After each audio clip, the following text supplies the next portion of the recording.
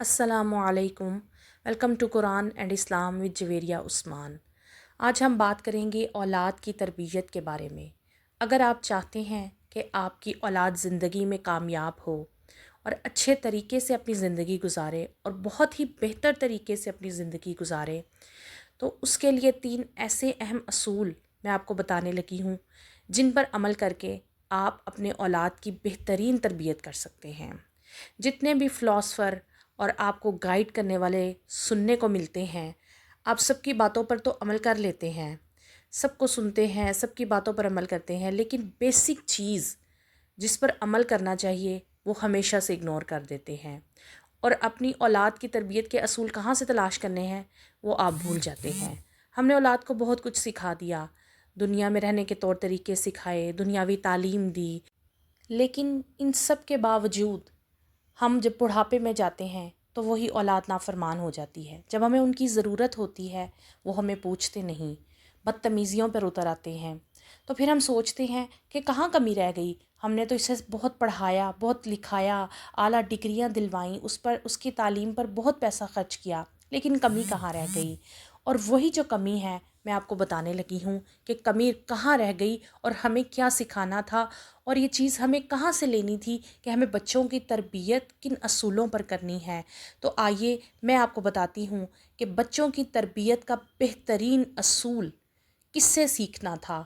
वो जो मुअल्लिम इंसानियत हैं, मेरे आका सरकार दो आलम सल्लल्लाहु अलैहि वसल्लम, जो जो भी बोलते थे वो मेरे अल्लाह की तरफ से होता था। अपनी ज़ुबान से जो भी अदा करते थे वो खुदा की तरफ से था और आपकी कही हुई हर बात बरहक और परफेक्ट है।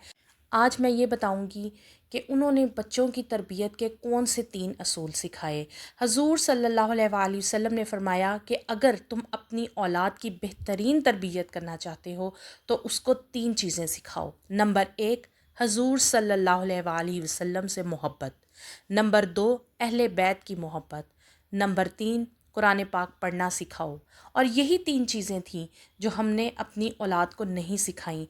ज़रा गौर करें, अगर हम उनको हजूर सल्लल्लाहु अलैहि वसल्लम से मोहब्बत करना सिखाते, अहले बैत से मोहब्बत करना सिखाते, तो हमारी औलाद उनके नक्शे कदम पर चलती।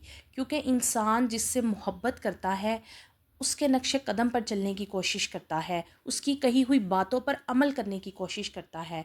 अगर हम उन्हें सरकार और उनकी अहले बैत से मोहब्बत सिखाएंगे तो हमारी औलाद ज़रूर उनकी बातों को फ़ॉलो करेगी और जब उनकी बातों को फ़ॉलो करेगी तो उनकी ज़िंदगियां बेहतरीन हो जाएंगी। और सबसे आखिर में क्या फ़रमाया, कुरान पाक पढ़ना।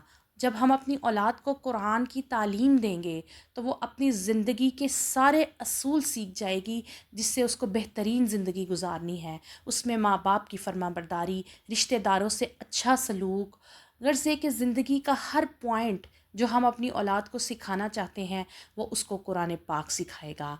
तो आइए कोशिश कीजिए, कोशिश क्या बल्कि मैं तो यही कहूँगी कि आज से ही अमल शुरू कीजिए। अपनी औलाद को ये 3 चीज़ें सिखाइए और जब वो सीख जाएंगे तो कभी भी आपकी ज़ुबान पर अपनी औलाद के बारे में कोई शिकवा, कोई शिकायत नहीं आएगी।